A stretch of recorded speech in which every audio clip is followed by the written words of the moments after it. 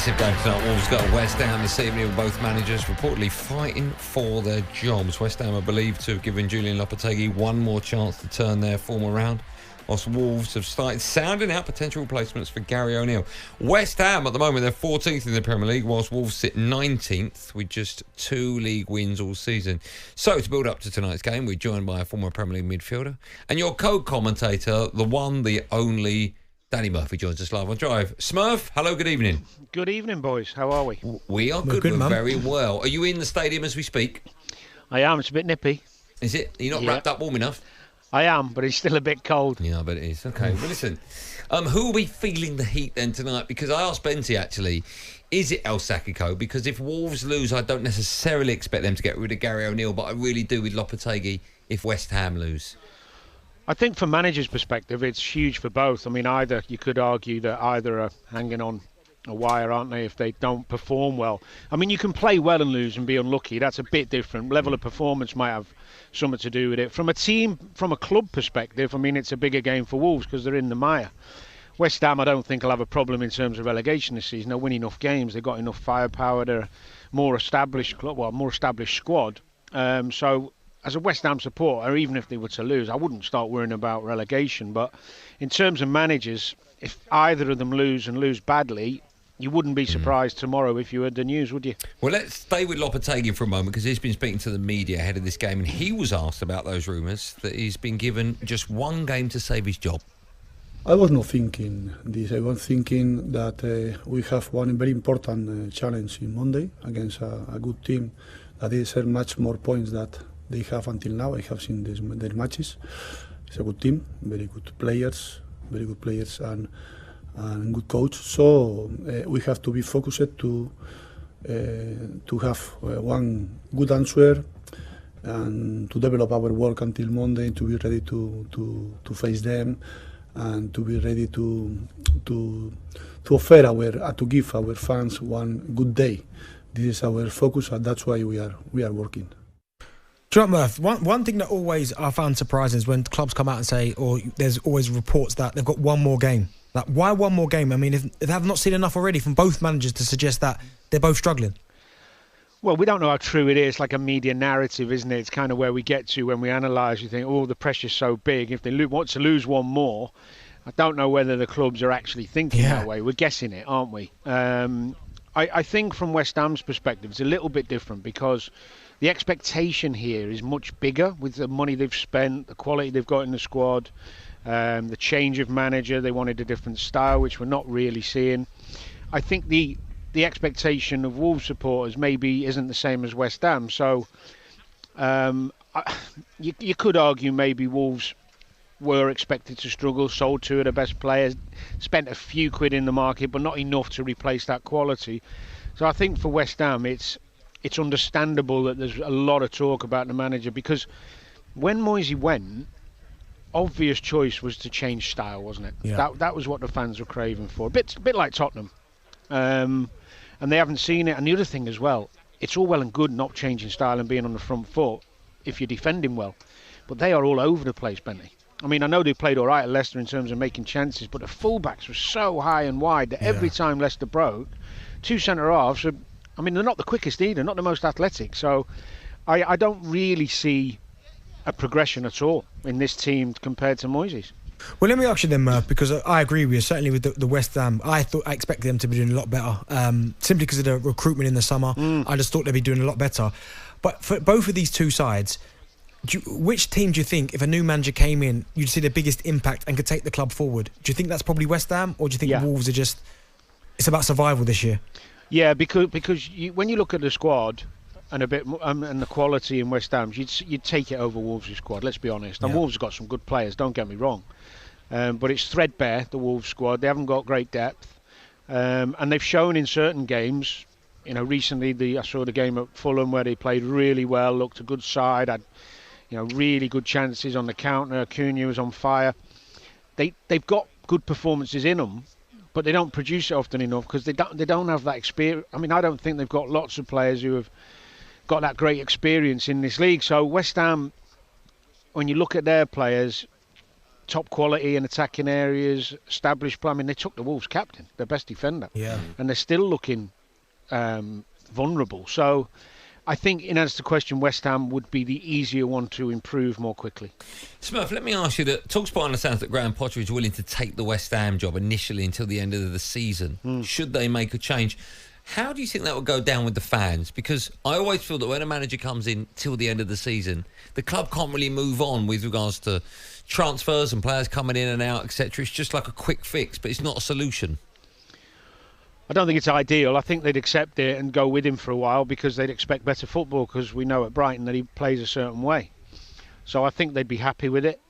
Ultimately, the proof would be in the pudding, wouldn't it? Because, of course, his reputation was slanted a little bit at Chelsea. A little bit unfairly in many aspects because of what was going on there, I think. So I think it might work for both. It would give Potter an opportunity to come in and try and make a difference, and also give him the opportunity to get out if he doesn't fancy it. But I think the fans would be behind that, don't you, Benny? Do you know, I do, and I really like Potter. And I think when you look at his Chelsea record now, after what's gone on, I know Maresca's getting it right now, but it took Pochettino a while to get it right. I think some fans will go, well, do you know what? Maybe it wasn't as bad as we thought. And he's almost become a better coach, although I've always been a big fan of his. You know where certain players look better when they've not been playing because they've been injured for a long time, and you go, oh, when he comes back, it'll be even better. I almost feel that's a little bit like Potter, because he's not jumped at the opportunity to manage other clubs before now. It's almost like people are like, well, Potter must be the answer.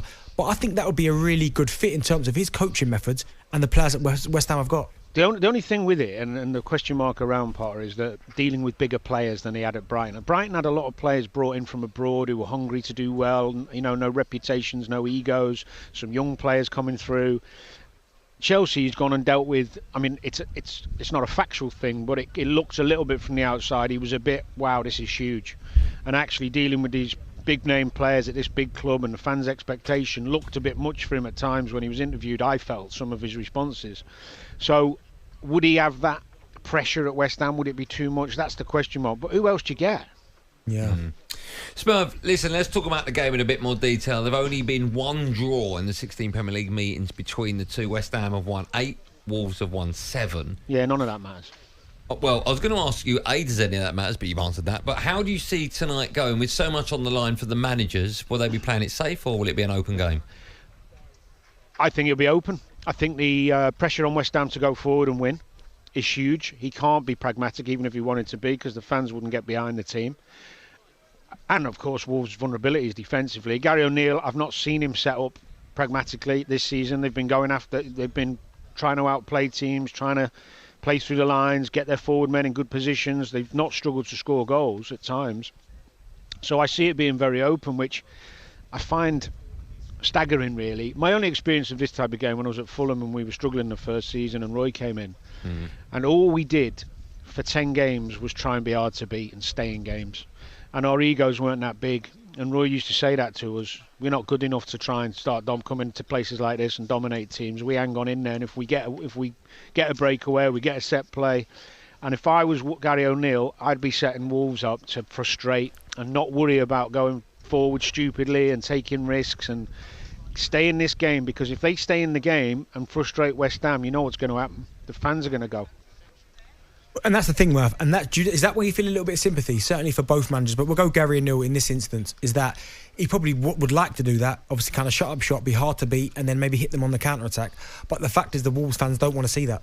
They want to see exciting football. They want you to go on the front foot. They've shown it before this season when they went to Fulham. Prime example. Front foot scored some great goals. Yeah, but did you see the game? Fulham had loads of chances. Loads, yeah. So I don't think it matters what you think right now, what the fans want to see. You need some results to keep your job. In answer to the first question, sympathy, I like Gary. I mean, I like him a lot, but I've got no sympathy for managers in the Premier League and trying to play good football and losing games when you don't have to and you can defend and show a different style. Yeah, I've had my best years and my most successful periods in football under managers who are pragmatic and know how to defend, and I've been around senior players that make decisions on the pitch. I mean, Tottenham yesterday was a great example of who's actually talking to who on the pitch. When forget what a manager's doing. Yeah. Sometimes when you're struggling, you know, at Everton, if Wolves are at Everton 2-0 down, you've got to get some shape and dig in and not keep... OK, you can have a go second half, but they're all over the place. Yeah. We were actually talking about this Yeah, we in were, our yeah. meeting earlier on this morning, that the days of the sort of Tony Adams, the Vincent Kompany, etc., for captains on the pitch, to, if things aren't going right, to organise it themselves. There aren't many of them about now, are they? Are there, rather? No, I think there's still a few, but not as many. I mean, Arsenal, if you look at them defensively last year, that wasn't just by luck. That was because a lot of their players are good talkers and organisers. But you look at Spurs yesterday, right?